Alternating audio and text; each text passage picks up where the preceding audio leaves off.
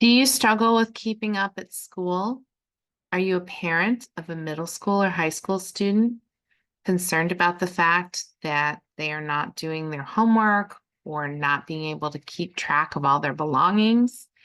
Well, you're in luck because today we are covering part 3 in our 4 video series on Succeed at School here on Get Organized with Jody. Hi, I'm Jody Granock. I'm a certified professional organizer with over 15 years in the field, and we are right smack in the middle of our 4-part series all about succeeding at school. These videos are designed for parents and students in middle school and high school so that they can meet the demands of a new environment, keep track of all their belongings, and have good time management and study skills. In our first video, we talked about how to have a good system for keeping all your paperwork organized. In our second video, we talked about how to organize your backpack and locker. And today we're going to focus on time management tips and how to use a planner. This is going to help you when it comes to doing your homework and studying. So let's jump right in.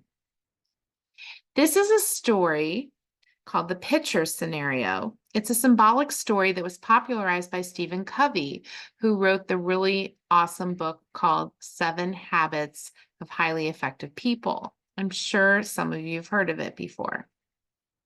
So I want you to think about the symbolism in this story as I'm telling it, and then we'll connect it to what it has to do with getting your homework done on time. So in the photo, we have a pitcher, and the pitcher is filled with big chunky rocks, and it's pretty full. But if we're good at science, something I'm not, we know that the big chunky rocks have left a lot of gaps behind. And so there's a certain amount of pebbles that will fit around the big chunky rocks. And by that same token, there's a certain amount of sand that we can pour in that will fit around the gaps that even the blue pebbles left behind. And so you're left with kind of a mishmash of things here, but they all fit in the pitcher. We went from biggest to smallest. But let's say, for the sake of argument, we decide to put things in the reverse way. We're going to put the smallest item in first, and then the middle-sized thing, and then the biggest thing. So imagine we poured all this out, sifted it, got it all set up, ready to go. When we put the sand in this time, it's not going to float all over the pitcher. It's going to go right to the bottom and make a nice even layer. The pebbles are going to go and they're going to sit on top of the layer of sand. So when you go to put the big chunky rocks back in the pitcher, even though they all fit last time, there's about a third of them that don't fit this way.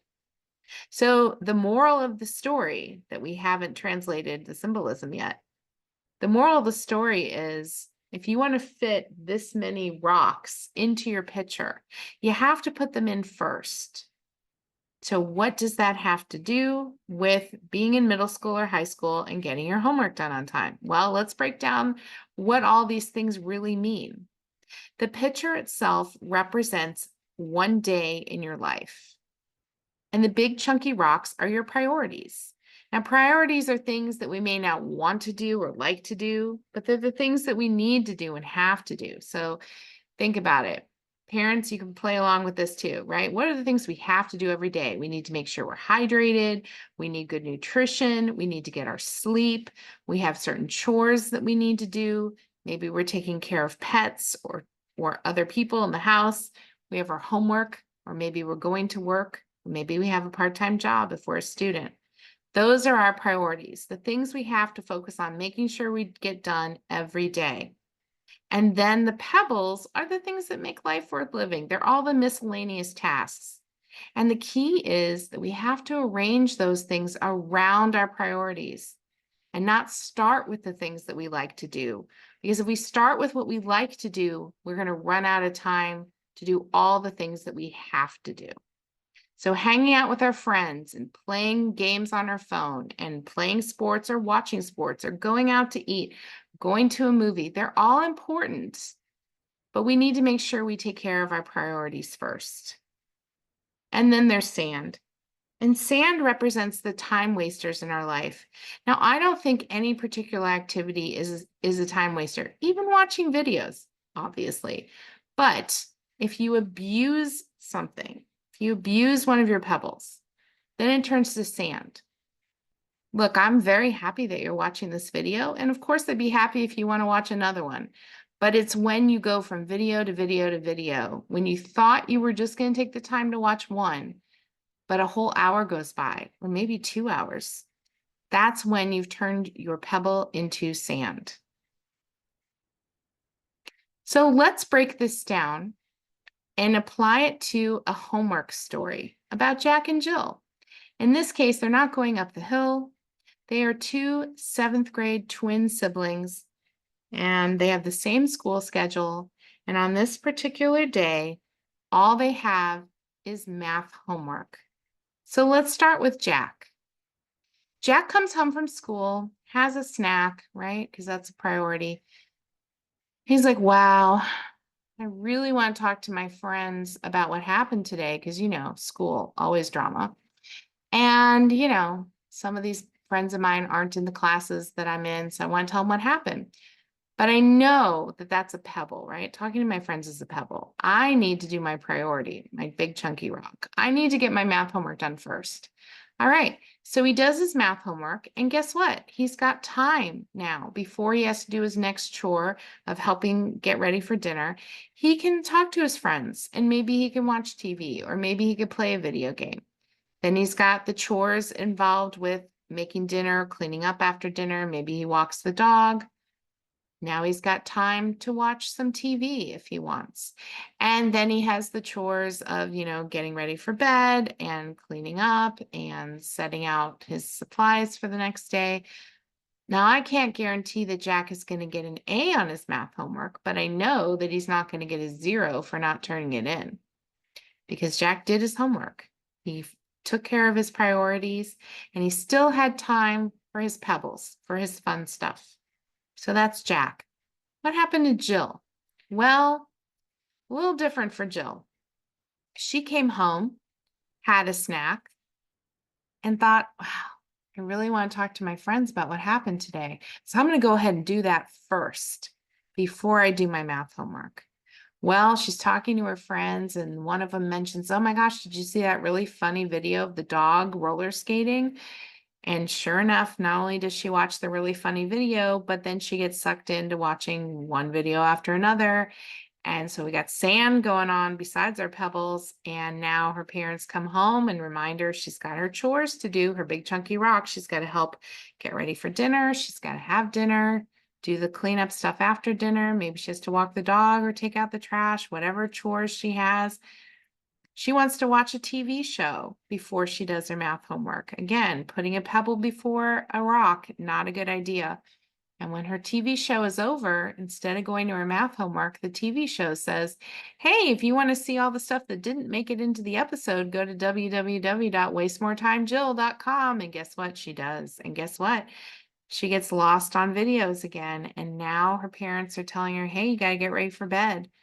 Oh, but she wants to tell her friends about all the stuff she just saw in the video. So she's actually on her phone in bed and goes to bed much later than she should. But she has a plan. She's going to set her alarm for an hour before she usually gets up so she can get her math homework done. Nobody will know that she didn't do it when she should have. But you know what? Staying up late, talking to your friends, she slept through her alarm. Her mom had to shake her awake, say, hey, you're late. Grab a granola bar. I got to drive you to school. She's busted. There's no way she's going to do her math homework in the car. Then her mom would know she didn't get it done. Not only that, but when she gets to school, she actually tells the teacher, oh, sorry, I didn't have time to do my math homework. Do you think that's true? Jill says to her teacher, well, I have all these chores that I have to do, and I was really busy and I just didn't have time to do my math homework. Here's the secret, if you didn't already know. Most teachers are not going to believe you when you say that you didn't have time. What it usually means is you did have time, but you didn't manage your time effectively. Jill put too many pebbles in front of her chunky rocks and even got into some sand. And that's why she didn't have time for the big chunky rock known as math homework.